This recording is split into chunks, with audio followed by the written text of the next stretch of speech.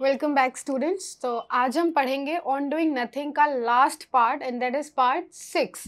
ये पार्ट थोड़ा सा लंबा होगा, मैं पहले से इन्फॉर्म कर दे रही हूँ आप लोगों को, लेकिन ये काफ़ी अच्छा पार्ट है। मतलब काफ़ी अच्छी चीज़ें हैं जो आपको जानने को मिलेंगी, ठीक है। एंड एक इन्फॉर्मेशन है आप लोगों के लिए, as I told you in the previous video also, part 5 में भी मैंने आप लोग को बताया था, अभी भी बता रही हूँ। हम लोग 11th एंड 12th स्टार्ट करने वाले हैं चैनल पे। तो अगर आपके जानने वाले में से कोई हो जो 11th 12th में हो, या अगर आप खुद भी 11th 12th में हैं, तो आप कमेंट बॉक्स में कमेंट करके इन्फॉर्म कर सकते हैं। ओके, चलिए हम लोग पढ़ना स्टार्ट करते हैं। पार्ट 5 में हमने यहाँ तक पढ़ा था, they would all be better employed lying flat on their backs somewhere staring at the sky and recovering their mental health. अब पार्ट 6 पढ़ना स्टार्ट करते हैं। The idea that laziness is the primary sin and the accompanying doctrine of the sternest life are very prevalent in America. And we cannot escape the fact that America is an amazingly prosperous country. Okay, so अभी यहाँ से हमें क्या पता लगा कि जो writer हैं वो क्या कर रहे हैं, जो एसेइस्ट हैं वो अमेरिका को एज एन एग्जाम्पल ले रहे हैं। ओके, एंड वो क्या कह रहे हैं, वो ये कह रहे हैं कि जो आइडिया है लेजीनेस का, कि लेजीनेस जो है वो एक प्राइमरी सिन है, और उसके साथ साथ जो ये प्रिंसिपल लोगों के माइंड में सेट हुआ है कि स्टर्ननेस लाइफ, ठीक है, जो एक हार्ड वर्किंग लाइफ होती है वो प्रीवेलेंट है। कहाँ पे? अब वो किस कंट्री की बात कर रहे हैं? अमेरिका में। सो बेसिकली वो ये कह रहे हैं कि अमेरिका के जो लोग हैं वो भी इसी बात पे ज्यादा बिलीव करते हैं। And we can not escape the fact, और हम इस फैक्ट को स्केप नहीं कर सकते, यानी इस फैक्ट से हट नहीं सकते या इस फैक्ट को इग्नोर नहीं कर सकते कि अमेरिका जो है वो अमेजिंगली प्रॉस्पेरस कंट्री है, यानी कि वो बहुत ही ज्यादा वेल्दी कंट्री है। हम इस चीज को इग्नोर नहीं कर सकते। बट लेकिन neither can we escape the fact that society there is in such a condition that all its best contemporary writers are satirists. Okay, underline it. ये आप कोट कर सकते हो, अगर इससे रिलेटेड कुछ भी आता है तो आप इसको कोट कर सकते हो, बहुत अच्छी लाइन है। वो क्या कह रहे हैं, हम इस फैक्ट को तो इग्नोर नहीं कर सकते कि अमेरिका जो है वो बहुत ही ज्यादा वेल्दी कंट्री है, ठीक है, लेकिन साथ ही साथ हम इस फैक्ट को भी नहीं इग्नोर कर सकते कि वहाँ की जो सोसाइटी है वो ऐसी कंडीशन में है इस वक्त कि जितने भी बेस्ट कंटेम्प्रेरी राइटर्स हैं उस टाइम पीरियड के, उस जगह के, यानी अमेरिका के, बेसिकली अमेरिका की बात हो रही है, अमेरिका के जितने भी कंटेम्प्रेरी राइटर्स हैं वो सब सटायरिस्ट हैं। Maximum of them are satirists. Okay, we can not ignore this fact also.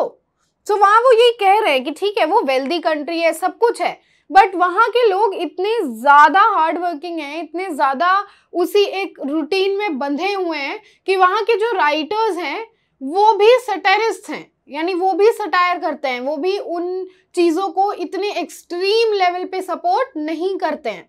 And contemporary writers इसलिए बोला गया बिकॉज बहुत सारे राइटर्स होते हैं ना जो आगे आते जाते हैं, सो उस वजह से कंटेम्प्रेरी, कि कुछ राइटर्स के साथ के जो राइटर्स थे, यानी कुछ राइटर्स ऐसे भी होंगे ना जो राइटर के साथ के होंगे, सो दैट इज वाई उन्होंने कंटेम्प्रेरी राइटर्स का यूज किया है, सिर्फ राइटर्स नहीं लिखा। Okay okay, so moving forward, curiously enough, most of the great American writers have not hesitated to praise idleness, doing nothing, and it has often been their faculty for doing nothing and praising themselves for doing nothing that has been their salvation.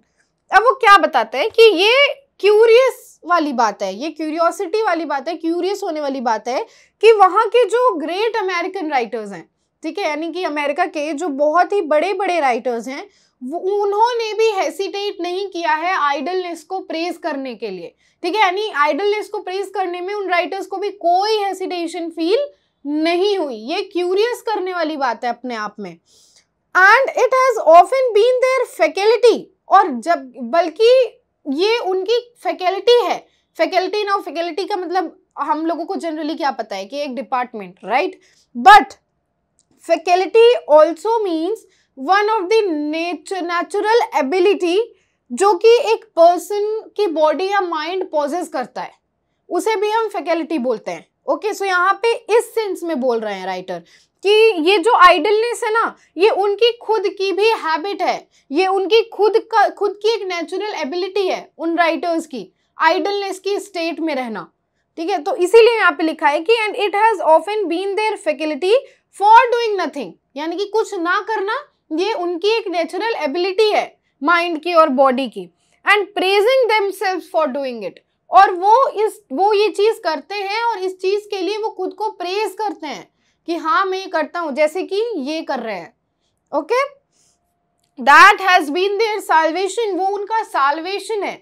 ठीक है, यानी कि कुछ ना करना, idleness की state में जाना, वो उनके लिए साल्वेशन होता है। ओके, सो ये लाइन अभी नॉर्मल उसमें जा रही है ना, उतनी डीप नहीं जा रही है। लेट्स सी कि राइटर कुछ और बोलते हैं क्या आगे, देखते हैं, क्योंकि ये तो एक जनरल वे में बात कही है ना, मतलब एक नॉर्मल सिंपल से सेंटेंस की बात हो गई कि ये सिंपल सा सेंटेंस है जो कि लिखा हुआ है, जिसको मैंने आपको बताया। But what I am feeling right now is, इसको पढ़ के, कि it has some deep meaning, कुछ तो है डीप मीनिंग। साल्वेशन वर्ड ऐसे ही नहीं आएगा, because salvation word spiritual level पे एक सर्टेन लेवल दिखाता है जो कि बहुत ऊपर होता है। सो यहाँ पे साल्वेशन अभी उतना क्लियर नहीं हो पाया है, राइट। देखते हैं आगे क्या आता है। Thus Thoreau, without his capacity for idling, okay, so यहाँ पे जो थोरे लिखा है ना, उसको आप लोग सर्कल कर लीजिए। अभी इन्होंने ऊपर अमेरिकन राइटर्स की बात की, राइट। सो ये जो थोरे लिखा हुआ है, ये एक American novelist, sorry not novelist, essayist, poet and philosopher का नेम है। इनका पूरा नेम क्या है? Henry David Thoreau. तो हेनरी डेविड थोरो का एक वर्क है और उस वर्क का नेम है वॉल्डन। क्या नेम है? वॉल्डन। तो जो वॉल्डन है, वॉल्डन जो उनका वर्क है, मतलब बेसिकली उस वर्क में उन्होंने नेचुरल सराउंडिंग जो होती है और एक सिंपल लिविंग जो होती है उस पे फोकस किया है इस वर्क के अंदर। और मोस्ट ऑफ द टाइम, मतलब इनके आप जितने वर्क पढ़ोगे उसमें ये इसी चीज को शो करते हैं, सिंपल लिविंग। अगर हम शॉर्ट में बोलें एक लाइन में, तो सिंपल लिविंग जो कि नेचुरल सराउंडिंग से इन्फ्लुएंस हो। ठीक है, तो ये अपने वर्क में इसी चीज को इन्वॉल्व करते हैं या इसी चीज पे कह लो एम्फेसिस करते हैं। ठीक है, तो इसीलिए इनका एग्जाम्पल वो लेते हैं सबसे पहले, राइटर सबसे पहले इनका एग्जाम्पल लेते हैं, हेनरी डेविड थोरो को। और वो क्या कहते हैं? Thus, Thoreau, without his capacity of idling and doing nothing more than appreciate the Milky Way, would be a cold prig. अब वो क्या कहते हैं कि जो थोरो हैं वो अपनी जो उनकी एक कैपेसिटी थी आइडलिंग करने की, यानी कि कुछ ना करने की, ठीक, and doing nothing more than appreciating the milky way. Milky way Galaxy का नेम है, यानी बेसिकली वही वो कह रहे हैं कि उस कैपेसिटी को, ठीक है फिर से पढ़ती हूं मैं, क्या लिखा है?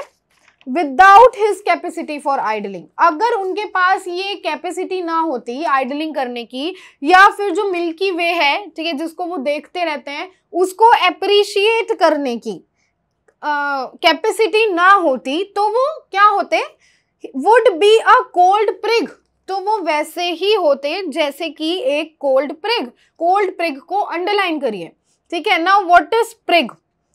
Prig is a person who is annoying, smug in his moral behavior, ठीक है, या जो भी एक पर्सन जो है, जब वो अपने ही मुंह से ब्रैग करने लग जाए बहुत ज्यादा अपने बिहेवियर या अपने मॉरल के बारे में, ठीक है, या कह लो स्मग का मतलब क्या होता है? यानी प्लीज्ड होना, ठीक है, अपनी किसी क्वालिटी से प्लीज्ड होना, अपने आप से प्लीज्ड होना, दैट इज स्मग, उसे हम स्मग कहते हैं। तो प्रिग का मतलब क्या हुआ? एक ऐसा इंसान जो अपनी खुद की मॉरल से, अपने खुद के बिहेवियर से बहुत ही ज्यादा प्लीज्ड हो, एक्सट्रीम अमाउंट में प्लीज्ड हो। तो यही वो कह रहे हैं कि अगर थोरो के अंदर ये कैपेसिटी ना होती तो वो ऐसे ही एक इंसान होते हैं जो सिर्फ ब्रैग करता रहता है खुद के बारे में, लेकिन उसके अंदर एक्चुअल में कुछ नहीं होता। तो अगर वो नेचर को अप्रिशिएट ना कर पाते तो वो अपने आप को सुपीरियर मानते, जो कि सही नहीं है, ठीक है, बिकॉज नेचर से सुपीरियर कुछ नहीं हो सकता, ठीक है, और आइडलिंग से ज्यादा सुपीरियर कुछ नहीं हो सकता। ये चीज वो यहाँ पे कहना चाह रहे हैं, समझ रहे हो? Okay, moving forward. तो अभी तक हमने क्या देखा कि अमेरिकन राइटर्स की जो उन्होंने बात की थी, वहां से उसके बाद वो ये थोरो का पहला एग्जाम्पल लेते हैं। फर्स्ट राइटर का एग्जाम्पल जो वो लेते हैं वो कौन है? Henry David Thoreau. Okay, and Whitman, here comes the second example.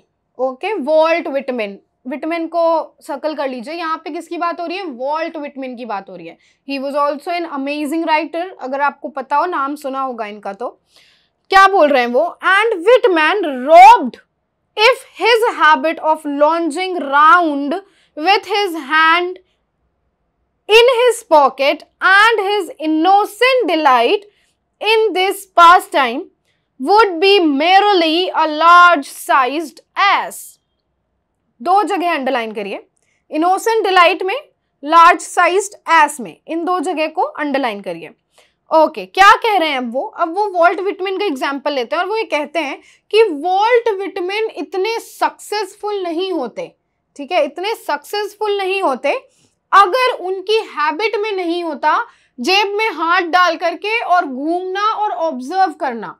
अगर उसकी बजाय वो सिर्फ एक, क्या लिखा है, would be merely a large sized S. अच्छा, पहले ये फ्रेज समझो, लार्ज साइज्ड एस क्या मतलब हुआ? ये एक वल्गर फ्रेज है, ठीक है, बड़ा सा एस होना। तो बेसिकली कब होता है ये चीज? कब होती है? जब आप फूल पीपल की तरह सिर्फ बैठे रहते हो, ठीक है, एक ही जगह पे बैठे बैठे इंसान हेल्दी हो जाता है ना।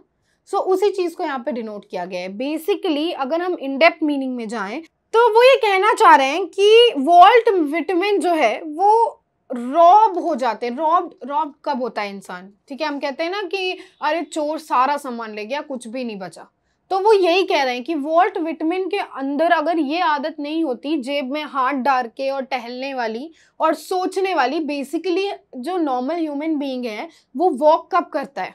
जब भी वो वॉक करता है तो वो कुछ ना कुछ सोचता है, या तो वो कुछ ना कुछ सोचता है या तो वो पीस अटेंड कर रहा होता है, अपने माइंड को काम कर रहा होता है, एक सर्टेन पॉइंट पे ला रहा होता है फोकस के लिए, फोकस इंक्रीज करने के लिए। ये दो में से एक ही कंडीशन होती है जब इंसान जेब में हाथ डाल के या हाथ मोड़ करके फोल्ड करके टहल रहे होता है। ठीक है, आपने देखा होगा लोगों को बहुत फोकस वे में वो टहलते हैं। जब उनको बहुत कोई सीरियस चीज सोचनी होती है, ऑब्जर्व करनी होती है, देन वो वॉक करना शुरू करते हैं, because walking is a very good exercise for Kameng down your mind and staying focused. ठीक है, काफी हेल्प करता है वो। तो यहाँ पे वो यही कह रहे हैं कि वॉल्ट विटमैन के अंदर अगर ये आदत ना होती और इसके बजाय वो एक जगह बैठ करके, जैसे मूर्ख लोग नहीं होते हैं, फुलिश लोग होते हैं जो एक जगह बैठ करके बस मोटे होते जाते हैं, ठीक है ना, वो किसी चीज के बारे में सोचते हैं ना वो नेचर को ऑब्जर्व करते हैं, ठीक है, वो अपनी आइडलनेस की स्टेट को अटेंड नहीं कर पाते हैं। सो अगर ऐसा ना होता तो वॉल्ट विटमैन को इतनी सक्सेस ना मिली होती। ठीक है, यहाँ पे वो ये कहना चाह रहे हैं। साथ ही साथ वो ये भी बता रहे हैं कि आइडलनेस से जो उनका मतलब है वो है कि अपनी ऑब्जर्वेशन को इंक्रीज करना, अपने फोकस को इंक्रीज करना, जो नेचर की चीजें हैं उनको ऑब्जर्व करना, उनको महसूस करना, समझ रहे हो, ताकि आप अपने अंदर उस कामनेस, काइंडनेस की स्टेट को ला पाओ, समझ रहे हो। तो वही वो यहाँ पे लार्ज साइज्ड एस बोल करके वो ये भी बताना चाह रहे हैं कि आइडलनेस का मतलब सिर्फ यही नहीं होता कि आप एकदम पड़े हुए हैं ऐसे करके लोधी की तरह, ऐसे ये मतलब नहीं होता है। आइडलनेस का मतलब इस कि आप अपने अंदर का पीस अटेंड कर रहे हो, आप अपनी बॉडी को काम कर रहे हो और उस सर्टेन पॉइंट पे जा रहे हो जहां से आपका फोकस और ज्यादा इंक्रीज होगा, जहां से आपकी थिंकिंग एबिलिटी और ज्यादा इंक्रीज होगी, ऑब्जर्वेशन इंक्रीज होगा, समझ रहे हो, वो चीज कह रहे हैं यहाँ पे वो। सो ये यहाँ पे वो ये बता रहे हैं कि आइडलनेस में और ऐसे ही नॉर्मली बैठे रहने में भी बहुत फर्क है। क्लियर? आगे वो क्या बोलते हैं? एनी फूड कैन बी फसी and rid himself of energy all over the place, but a man has to have something in him before he can settle down to do nothing. He must have reserve it hai, that is it, draw upon, must be at heart a poet. Very good and very deep lines. Okay इसको again आप mark कर लो bracket में, इसको आप coat कर सकते हो, और अगर कॉन्टेक्स्ट रेफरेंस में इसको आना हुआ इस ऐसे को, तो कॉन्टेक्स्ट रेफरेंस में भी जो जो मैंने ब्रैकेट में करवाई हैं आपको लाइंस, वो पूछी जा सकती हैं, जैसे ये पूछी जा सकती है। सो इसका क्या मतलब हुआ, फिर से पढ़ते हैं। Any fool can be fussy and rid himself of energy all over the place.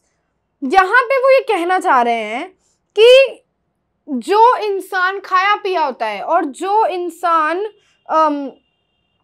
बहुत ज़्यादा फुलफिल होता है इन द सेंस की एनर्जी होती है जिसके अंदर, उसके लिए बोल रहे हैं कि उनके लिए ईजियर होता है लाइफ में एक्टिव होना।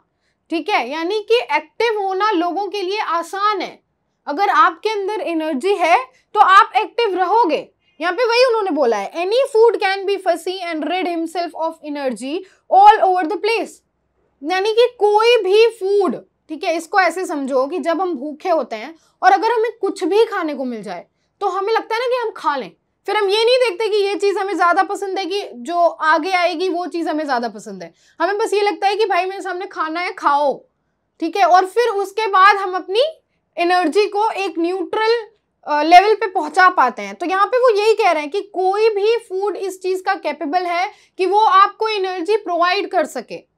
ठीक है, इन डेप्थ मीनिंग क्या है कि इंसान का एक्टिव होना या इंसान का एक्टिव रहना ज्यादा आसान है इस चीज के कंपैरिजन में कि वो एक जगह सेटल डाउन होके कुछ भी ना करे।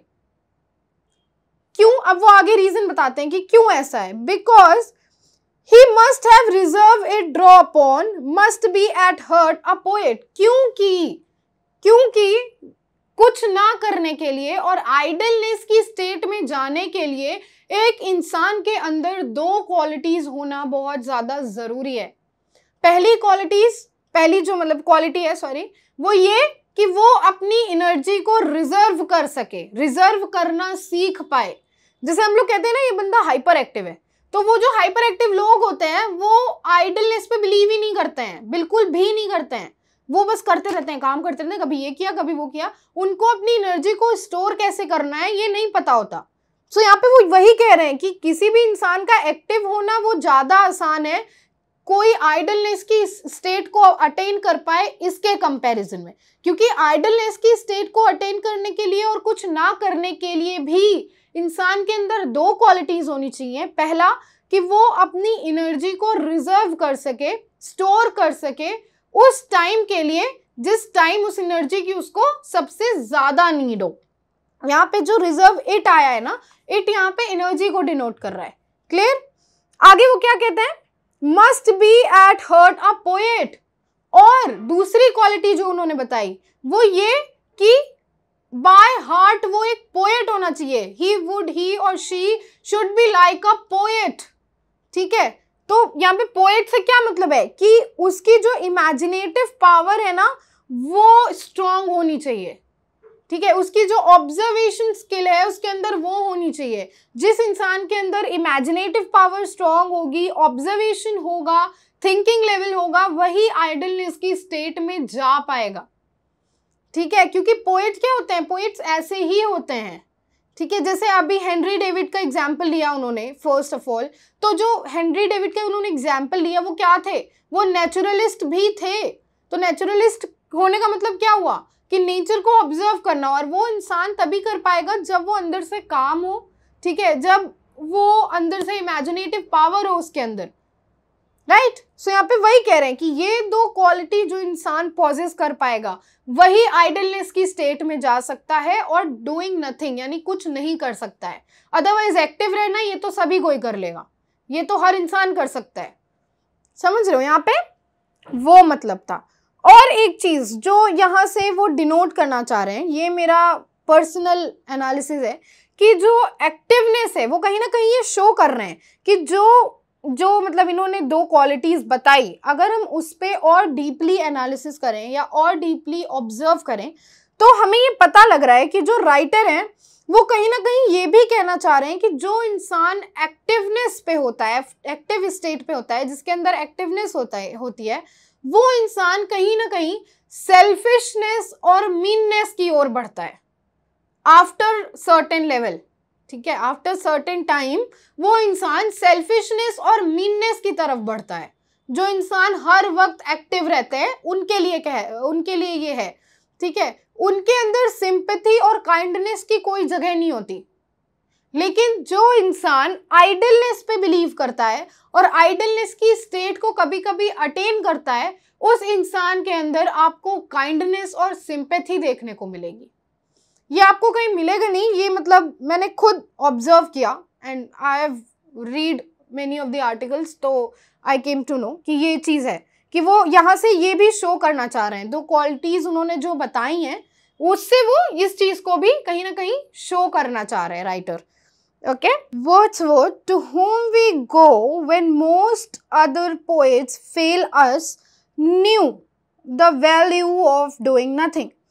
Here comes the third example. Third author का एग्जाम्पल आ रहा है वर्ड्सवर्थ, सर्कल कर लीजिए। विलियम वर्ड्सवर्थ का एग्जाम्पल लेते हैं वो, एंड कहीं ना कहीं विलियम वर्ड्सवर्थ का एग्जाम्पल पढ़ने के बाद, इनका नेम पढ़ने के बाद, जो मैंने वहां पे साल्वेशन पे क्वेश्चन मार्क बनाया था वो क्लियर हो रहा है। देखिए, साल्वेशन का जो डीप मीनिंग मैंने बोला था ना कि यहाँ पे साल्वेशन का क्या मतलब हो सकता है, कुछ तो डीप मीनिंग है। तो इनका एग्जाम्पल, इनका नेम पढ़ने के बाद हमें कहीं ना कहीं क्लियर हो रहा है। साल्वेशन का मतलब क्या हुआ? परम सुख। अगर हम एकदम ईजीएस्ट हिंदी लैंग्वेज में बोले तो क्या होता है? परम सुख।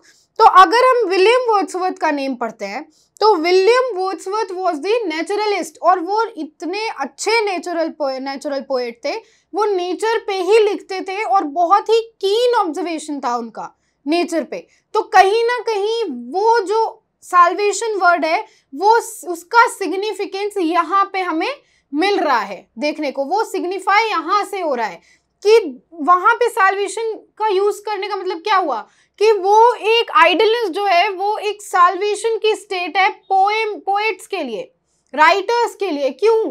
क्योंकि वो उस आइडलनेस पे जा करके ही नेचर को ऑब्जर्व कर पाते हैं, और वहां जब वो नेचर को ऑब्जर्व करते हैं तो जो वो वर्क लिखते हैं उससे उनको साल्वेशन मिलता है, that is their solvation.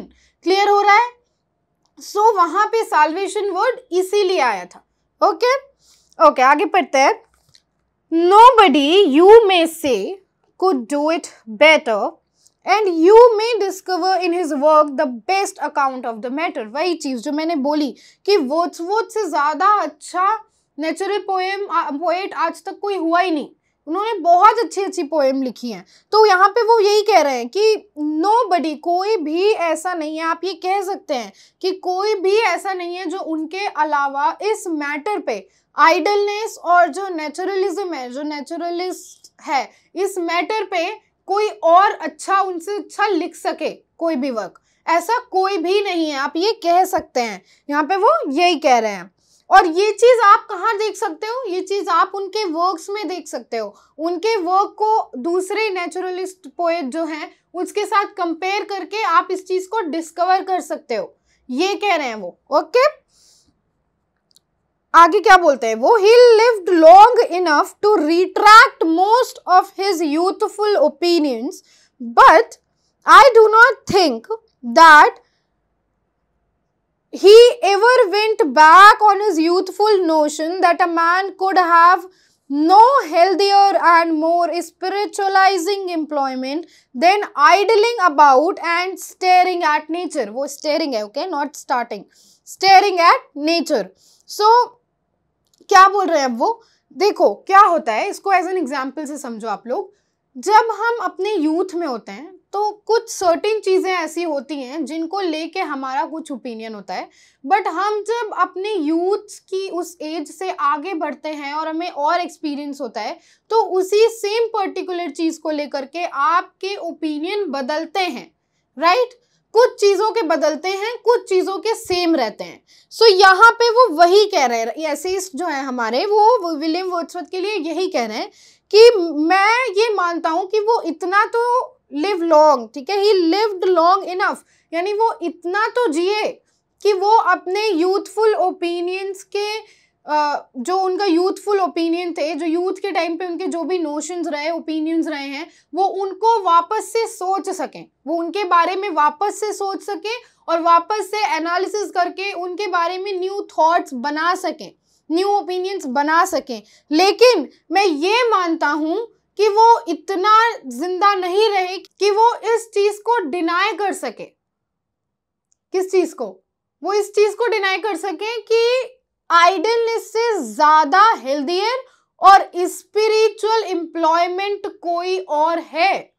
Idleness या फिर नेचर को ऑब्जर्व करना, इससे ज्यादा हेल्दियर और स्पिरिचुअल एम्प्लॉयमेंट कोई और है।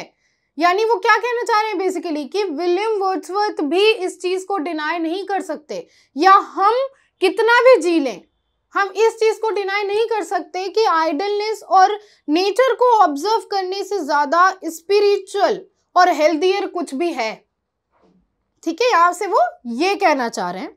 आगे ब्रैकेट में उन्होंने कुछ लिखा है। सो यहां से पहले हम ये समझते हैं कि उन्होंने ब्रैकेट में क्यों लिखा। ब्रैकेट में लिखने का मतलब क्या है कि वो उस नोशन को रख तो रहे हैं, बट वो इस ऐसे में इंडल्ज नहीं हो रहा है, इन्वॉल्व नहीं हो रहा है। ठीक है, वो नोशन उन्होंने किस लिए रखा? इसलिए रखा ताकि अपोजिशन पॉइंट, अगर अपोजिशन में कोई उनके कुछ बोलता है, उनके दिमाग में कुछ आया होगा कि ये पॉइंट मैंने जो भी अभी बोला, इसके बेसिस पे अपोजिशन ये पॉइंट रेज कर सकता है। सो उस पॉइंट का कह लो रिट्रीव वो पहले ही दे रहे हैं, और इसीलिए उन्होंने अपने इस ओपिनियन को, जो रिट्राइविंग ओपिनियन है, जो रिप्लाइंग ओपिनियन है, उसको ब्रैकेट में लिखा हुआ है। ठीक है, क्या लिखा है उन्होंने, पढ़ते हैं हम। It is true that he is very angry in one poem with some gypsies because they had apparently done absolutely nothing from the time he passed them at the beginning of his walk to the time when he passed them again 12 hours later. But this is racial prejudice tinged, I suspect, with envy, for though he had not done much, they had done even less.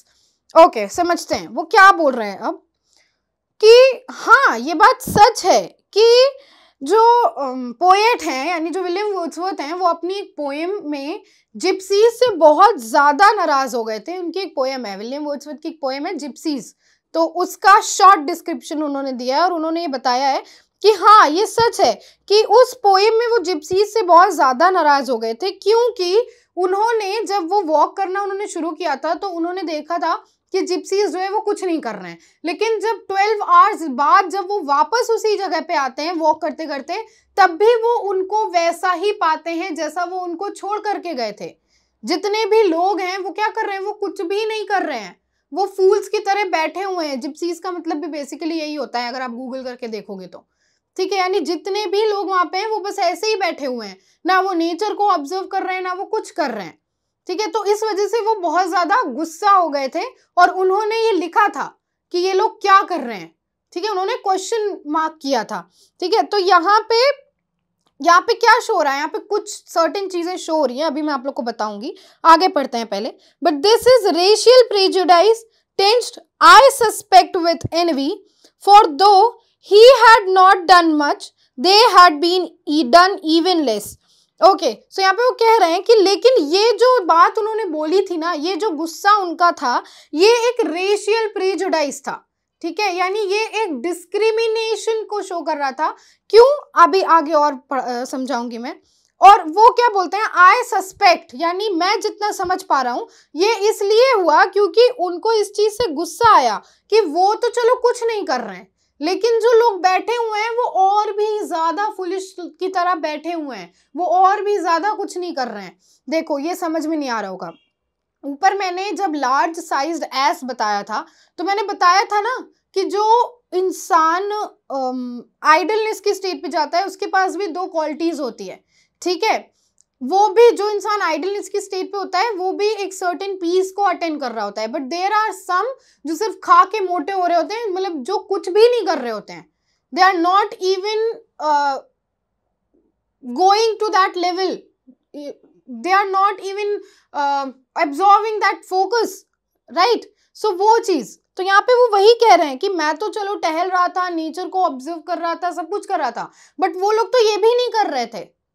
तो यहाँ पे again वही जो मैंने वहां पे ऊपर आप लोग को बताया था ना कि वो डिस्क्रिमिनेट कर रहे हैं अपने ओपिनियन को, वो ये बोल रहे हैं कि आइडलनेस के लिए भी एक सर्टेन क्वालिटी चाहिए होती है, ठीक है। तो यहाँ पे वही चीज उन्होंने दिखाई है, ठीक है, कि इस वजह से जो विलियम वर्ड्सवर्थ थे वो जिप्सीज के ऊपर गुस्सा हुए थे, पहला तो ये। दूसरा, उन्होंने ये पॉइंट इसलिए रखा कि अगर सामने, हमने पहले पढ़ा है ना कि मिस्टर सेल्फ्रिज के साथ वो अपने नोशन को करेक्ट प्रूफ करने के लिए डिबेट कर रहे होते हैं, मतलब अपने पॉइंट्स रख रहे होते हैं। सो मे भी कहीं ना कहीं उनका ये थिंकिंग था कि अगर उन्होंने ये क्वेश्चन कर दिया कि तो फिर उस पोएम में विलियम वर्ड्सवर्थ ने गुस्सा क्यों किया जिप्सीज के ऊपर जब उन्हें खुद आइडलनेस पसंद है, तो इसीलिए वो पहले से उस चीज को क्लैरिफाई कर रहे हैं। अब समझ में आया, अब क्लियर हुआ, ओके।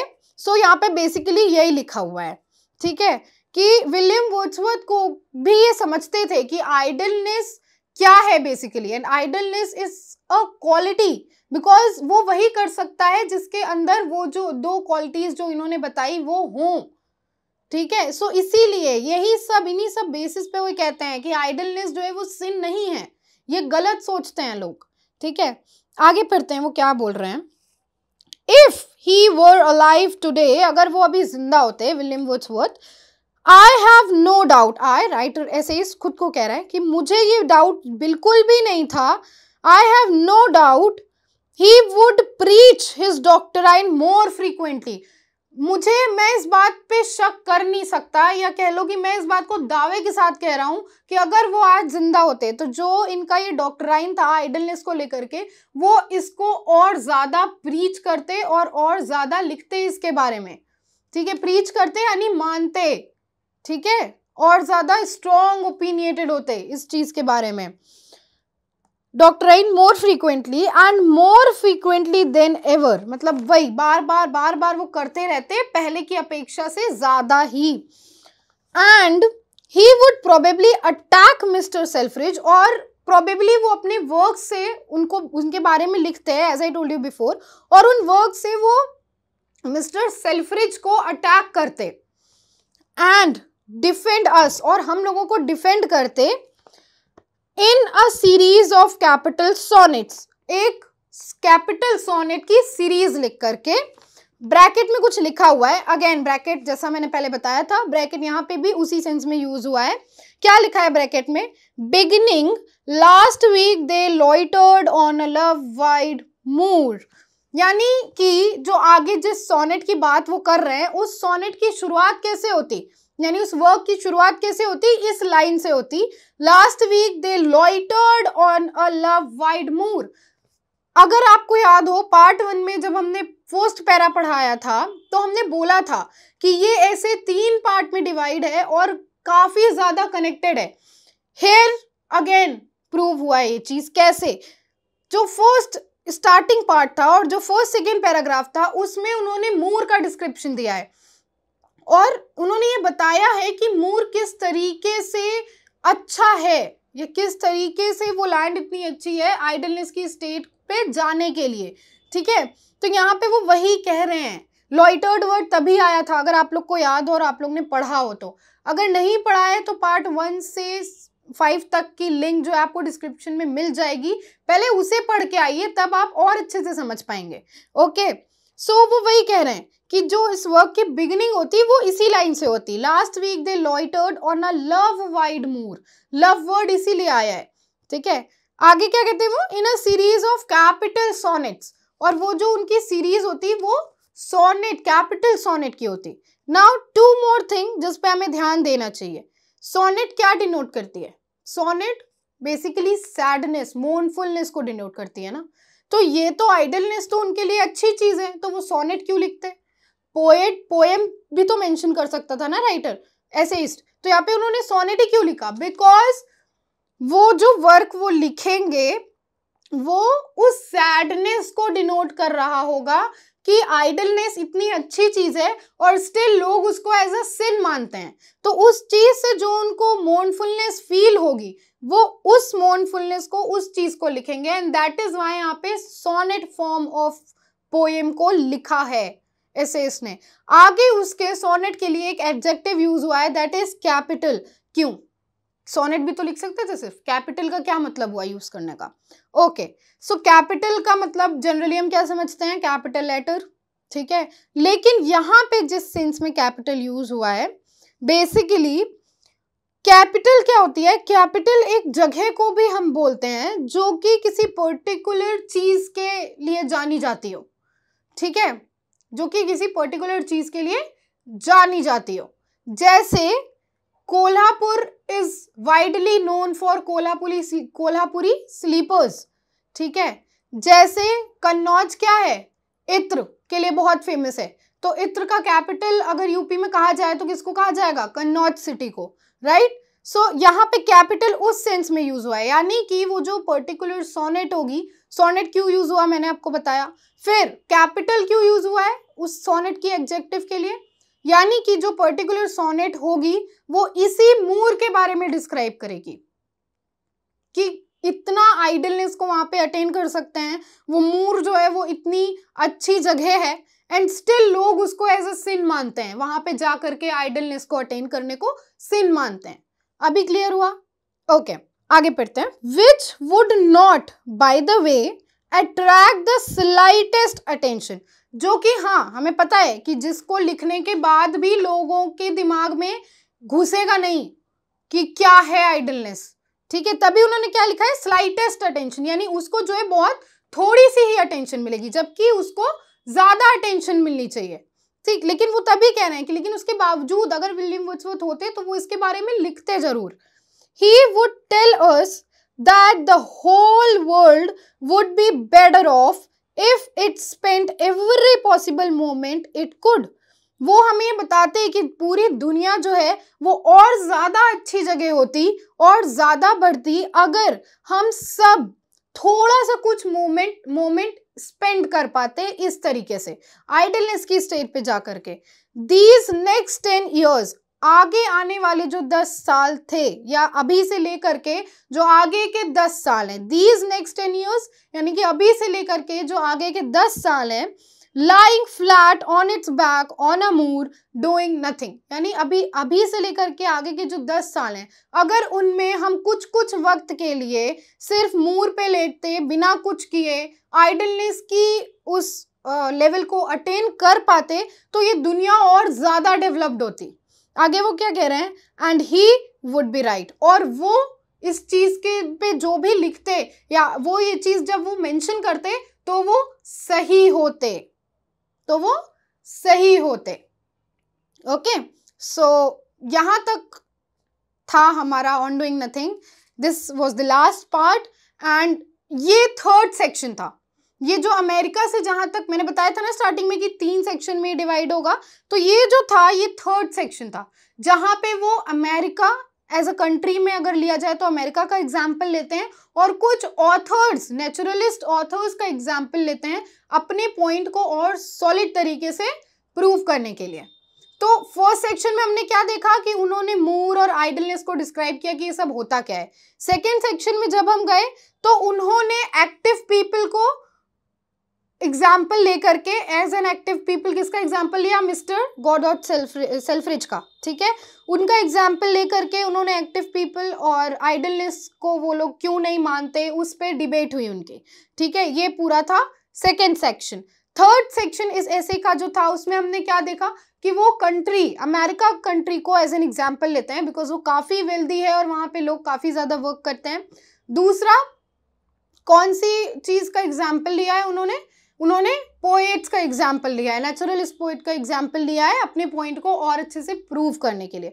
और एक और चीज़, एक क्वेश्चन जो आ सकता है कि अमेरिका क्या ही क्यों एग्जाम्पल लिया? जापान भी तो है, चाइना भी तो है, राइट। लेकिन स्टिल यहाँ पे किसकी बात हो रही है? यहाँ पे उन्होंने वर्ल्ड वॉर 1 का भी रेफरेंस लिया है। जब आप वर्ल्ड वॉर 1 को लिटरेचर के प्रोस्पेक्टिव से पढ़ोगे ना तब आपको ये पॉइंट और अच्छे से क्लियर होगा। तो उस टाइम पे America was leading, okay, America काफी चीजों में लीड कर रहा था, तो इसीलिए बेसिकली अमेरिका का एग्जाम्पल लिया हुआ है, ठीक है, ओके, क्लियर हुआ। चलो, सो यहाँ पे ऑन डूइंग नथिंग फिनिश होता है। नेक्स्ट मोस्ट प्रोबेबली मैं द स्पेक्टेटर पढ़ाऊं, तो देखते हैं नेक्स्ट टॉपिक कौन सा होता है। Till then keep studying and keep watching this channel. Comment box is all yours, कोई डाउट हो तो पूछिए, और कैसा लगा पढ़ के वो बताइए।